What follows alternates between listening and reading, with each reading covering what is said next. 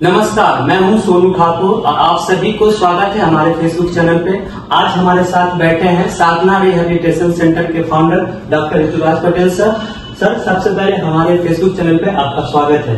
धन्यवाद, thank you. Sir, आज जो आप इस यहाँ पे बैठे हैं तो यहाँ पे आप किस तरह के थेरेपी देते हैं? एक्चुअली आज हमारा एक विशेष तौर पे सेशन चल रहा था, ग्रुप सेशन इसको बोलते हैं, जिसमें हम लोग ग्रुप ऑफ बच्चे का मतलब बहुत सारे बच्चे को एक ग्रुप में डाल के उसको एक्टिविटी के माध्यम से थेरेपी दे रहे थे। ये विशेष तौर पे हम लोग सैटरडे को ऑर्गेनाइज करते हैं। सर, ग्रुप थेरेपी से रिलेटेड हमारा एक पहला क्वेश्चन है आपसे। सबसे पहले हम जानना चाहेंगे आपसे कि आज जो ये ग्रुप थेरेपी आयोजित किया गया था आपके द्वारा, इसका मेन उद्देश्य क्या था? इसका मेन उद्देश्य यही है कि हम लोग रोज तो 1-to-1 सेशन लेते ही हैं, किंतु हमारा प्रयास है कि कम से कम सप्ताह में एक दिन बच्चों का ग्रुप सेशन हो, ताकि बच्चा सोशल इंटरेक्शन और बच्चे एक दूसरे से जुड़ना सीखे, सोसाइटी में उठना बैठना रहना सीखे। ये हम लोग का मेन मोटो है, जिसके तहत हम लोग ग्रुप सेशन का आयोजन करते हैं। सर, दूसरा क्वेश्चन आपसे यह है कि इंडिविजुअल थेरेपी और ग्रुप थेरेपी में क्या अंतर है?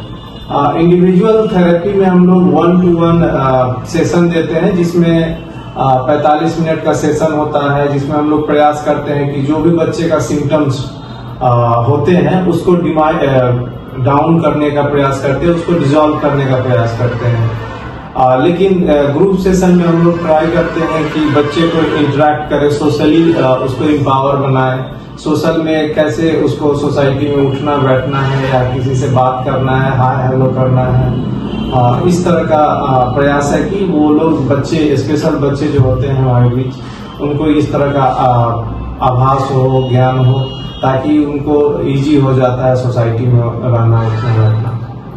सर, नेक्स्ट क्वेश्चन है कि आपसे कि जो ग्रुप थेरेपी से बच्चों पे क्या कॉन्फिडेंस और कम्युनिकेशन स्किल पे इसका असर पड़ता है? बहुत ज्यादा पड़ता है। हमने अभी तक के जितने भी प्रैक्टिस किए हैं इस दौर, मतलब अभी तक का मेरा अनुभव कहता है कि बहुत ज्यादा इम्पैक्ट पड़ता है स्पेशल बच्चों पे। वो लोग एक दूसरे से कैसे इंटरेक्ट करें, जिसका बहुत ज्यादा इम्पैक्ट पड़ता है। सर, नेक्स्ट क्वेश्चन है कि जैसे आप लोग कुछ थेरेपी देते हैं, क्या इसमें पेरेंट्स का इस टाइप के जो बच्चे होते हैं उनका क्या रोल है? पेरेंट्स का रोल है कि वो भी इस चीज को सीखे, ट्राई करे कि घर पे इस तरह का इनिशिएटिव ले कि बच्चों कैसे इंटरेक्ट करे दूसरे बच्चों के साथ या दूसरे लोगों के साथ। तो पेरेंट्स भी कुछ चीजें सीखते हैं और ट्राई करते हैं कि घर पे उस चीज को इनिशिएट करे, और वो बहुत हद तक सफल भी होते हैं। फीडबैक भी हम लोग को अच्छा मिलता है। सर, जैसे आज शनिवार था तो आपने ग्रुप सेशन का आयोजन किया। क्या ये ग्रुप सेशन हर एक शनिवार का आयोजन किया जाता है? जी हाँ, हर एक शनिवार को रखते हैं हम लोग। प्रयास होता है हर शनिवार को ही होते हैं ग्रुप सेशन। वो हम लोग डिवाइड किए हुए होते हैं बच्चे को, जिसका जिस लेवल का बच्चा है उसको डिफरेंशिएट करके हम लोग ग्रुप सेशन करते हैं। नेक्स्ट क्वेश्चन है सर आपसे कि जैसे कि आप लोग इंडिविजुअल ग्रुप सेशन लेते हैं एवरी मतलब पर डे के हिसाब से, और ये जो ग्रुप सेशन लेते हैं, क्या इसका ग्रुप सेशन का अलग से चार्ज लगता है या उसी में? नहीं, ये मंथली हम लोग का पैकेज है थेरेपी सेशन का, उसमें इंक्लूडेड है, इसका कोई एडिशनल कॉस्ट नहीं है। सर, एक और क्वेश्चन जानने की इच्छा हो रही है, क्या ग्रुप थेरेपी में आप किस तरह का थेरेपी देते हैं? क्या क्या एक्टिविटी कराते हैं बच्चे को जो कि उनके कम्युनिकेशन स्किल पर असर पड़ता है? इसमें हम लोग प्रयास करते हैं कि जब बच्चा आए क्लासरूम या फिर थेरेपी सेशन के ग्राउंड पे, तो हम लोग का प्रयास शुरू से ही रहता है कि वो किस तरह से बच्चा इंटर कर रहा है अंदर में हमारे सामने, शू ऑफ करने से लेके हाय हेलो, फर्स्ट इंटरेक्शन का जो हम लोग प्रोसीजर करते हैं कहीं भी जाते हैं तो एज ए नॉर्मल बच्चा भी यही करता है। तो हम लोग का प्रयास रहता है कि जैसे नॉर्मल सोसाइटी में बच्चे इंटरेक्ट करते हैं, सेम प्रोसीजर को फॉलो करते हुए ग्रुप सेशन के भी दौरान करते हैं, और प्ले भी करते हैं, साथ साथ प्ले भी होता है, और उसमें हर बच्चे का सेम पार्टिसिपेशन होने का प्रयास रहता है, करने का प्रयास रहता है। और फिर पूरा प्ले होने के बाद बच्चे फिर घर जाते वक्त अपने कलीग या अपने फ्रेंड्स को बाय टाटा हेलो ये करके और धीरे धीरे अपने घर पे जाते हैं। इससे उनका पूरा बिल्डअप होता है मतलब सोशल अवेयरनेस। अगला प्रश्न यह है कि सर आपसे कि जैसे ऑटिज्म के बच्चे हो गए, एडीएच के बच्चे हो गए, क्या उनको पूरी तरह से ठीक किया जाता है या उनको मैनेज किया जाता है? नहीं, ऐसा कुछ नहीं है कि ऑटिज्म और एडीएचडी बच्चे को मैनेज किया जाता है। हम अपने प्रैक्टिस सेशन के ही दौरान अपने करियर में ही कितने बच्चों को ठीक होते देखे हैं। और वो डिपेंड्स करता है कि हमारे पेरेंट्स किस लेवल से सहयोग करते हैं। थेरेपी तो रोल प्ले करता ही है, लेकिन पेरेंट्स का सबसे बड़ा रोल होता है।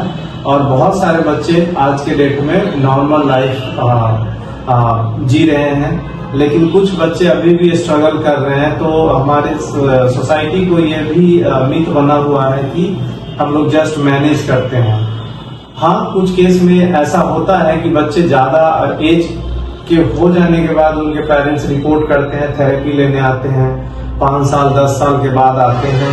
तो ऐसे में हम लोग बहुत ज्यादा चेंज उनको रिजल्ट के तौर पे नहीं दे पाते हैं, क्योंकि उस टाइम तक ब्रेन बच्चे का ऑलमोस्ट डेवलप कर चुका होता है।